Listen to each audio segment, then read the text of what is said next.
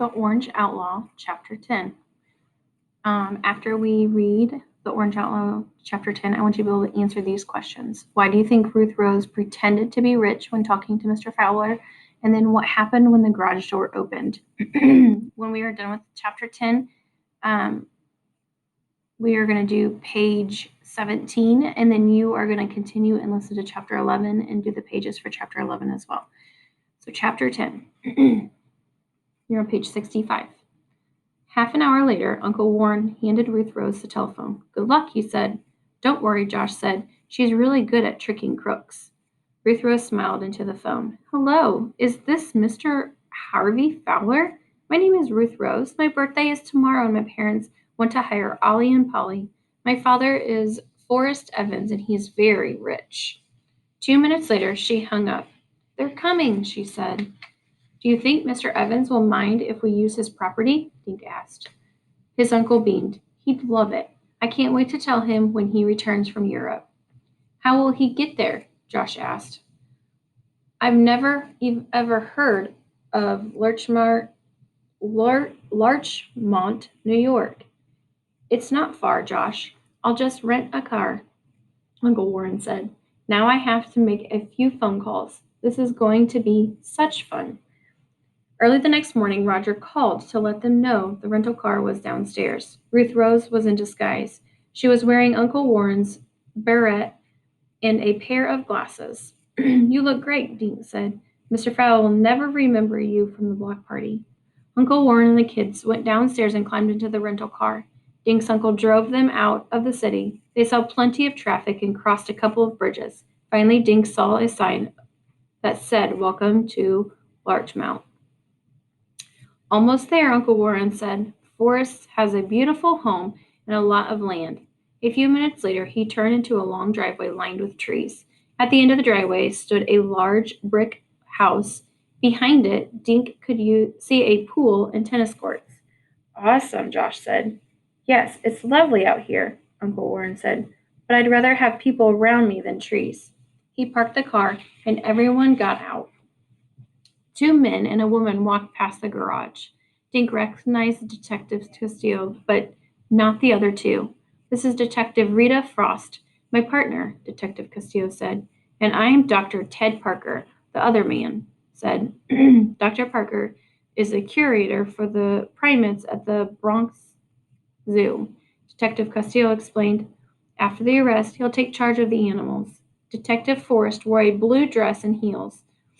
She smiled at Ruth Rose. Are you ready to act like a rich kid? She asked. I'm a little nervous, Ruth Rose said.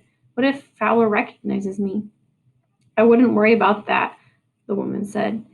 If what you've told us is true, they won't even look at you. He'll be thinking about how to break into this beautiful house. Okay, this is the plan, Detective Castillo said. Our backup car will let us know when the Fowlers drive in. Rita and I pretend to be Mr. and Mrs. Evans. Ruth Rose is our daughter, the one who's having the birthday. Everyone else will stay in the garage until I give the word to come out. Any questions? Just then the cell rang on Detective Castillo's belt. The cell phone on Detective Castillo's belt rang. He answered it, listened, then hung up. The Fowler's trailer just entered the property, he said. Inside, please, and no talking. Dink, Josh, and Uncle Warren and Dr. Parker stepped into the garage. Good luck, Dink whispered to Ruth Rose. Ruth Rose gave them a thumbs up as the garage door came down in front of her. 2 shiny black cars were parked inside the garage. Dink sat on the bumper of one of the cars. He could hear the trailer approaching. Then he heard car doors slamming and some muffled voices. Josh had an ear to the garage door. He started to giggle when he heard Ruth Rose beg Daddy for a pony of her own. She gets to have all the fun, he whispered. Dink gave Josh a nudge. No talking, Dink whispered back. Josh lost his balance and backed into the wall, striking a button, making a whirling sound, and the garage door began to open. All right, that's the end of chapter 10. So, are you able to answer these questions? Why do you think Ruth Rose pretended to be rich when talking to Mr. Fowler, and what happened when the garage door opened? Okay, so we're going to go to our page here. It says infer. Why did Ruth Rose pretend her family was rich when she called Mr. Harvey Fowler? And then cause. Fill in the answer. The garage door began to open. What caused the garage door to open? Okay, and Dr. Castillo. Down here it says, reading for details. Describe the role of each individual and the plan to catch the thief. So Detective Castillo, what was his role? Detective Rita Frost, what was her role? And then Ruth Rose, what was her role? And this one just needs to be 1 or 2 words. You can either choose to fill that out now, or you can fill it out after we read chapter 11. If you would like to fill it out now, go ahead and pause, and then you can hit play when you're finished. Okay, chapter 11, focus questions. How did Parker gain proof that the orangutan did it? How did they know where to find the painting? And what do you know about Jenny based on what has happened? And then what is the mood in chapter 11? When you're finished, we're going to do these 2 pages, and we will go over them as soon as we're done. Chapter 11, we're on page 72.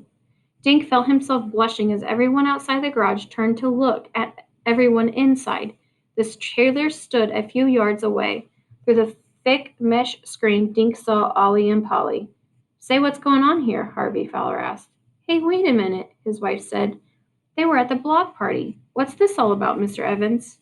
I'm not Mr. Evans, Detective Castillo said. He pulled out his wallet and flipped open the badge. I'm Detective Frank Castillo, New York City's Police Department. Detective Castillo nodded at Dr. Parker, who walked over to the trailer. Dink watched him take out a pair of scissors and snip a few hairs from Ollie's arm. Then Dr. Parker went back into the garage.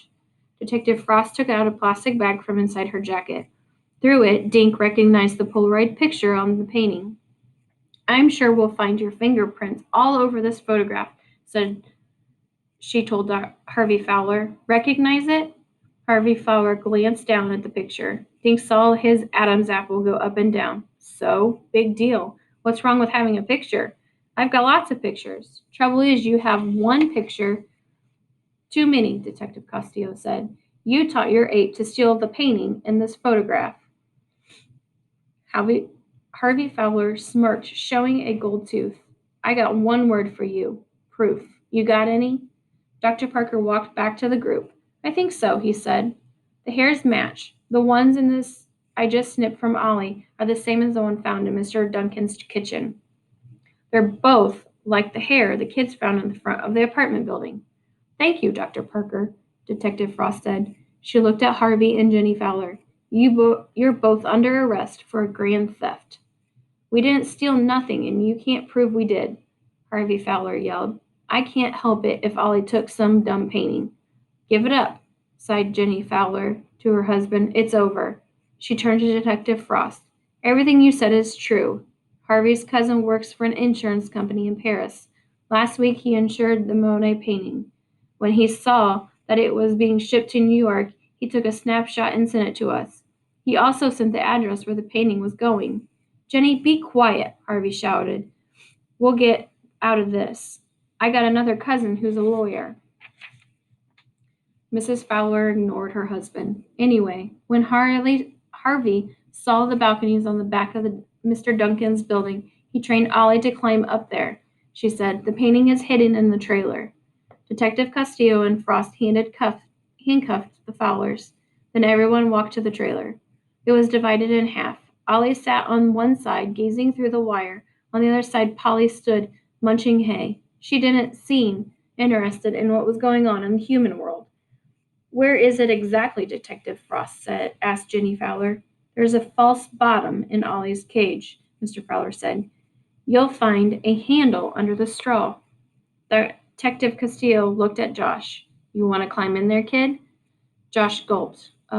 Sure. He won't hurt me, will he?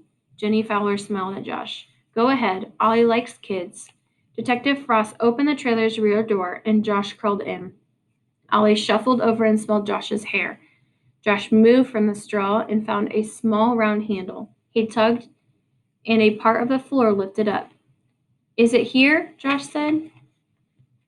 Just then, a taxi pulled up next to the trailer. A short man with a brown beard stepped out. Warren, who's all these people? What's going on? Uncle Warren shook Forrest Evans' hand. Welcome home, Forrest. Make us a pot of tea, and we'll tell you the whole story. What will happen to Ollie? Ruth Rose asked. They were in a rental car. Dink's uncle was driving them back to the city. He won't go to jail, will he? Uncle Warren shook his head. Not at all. Dr. Parker will see that Ollie goes back to Borno, he said. There are special camps there where orangutans are taught to live in the wild again. Ollie will have a safe, happy life from now on. What about Polly? Dink asked. She could be a problem, Uncle Warren said. Dr. Parker hasn't been able to find anyone who wants a 10-year-old pony. I know someone who wants a 10-year-old pony, Ruth Rose said. Me. You, Josh said. Where will you keep her? I don't know, Ruth Rose said. She nudged Josh with her elbow. If only I knew someone with a barn.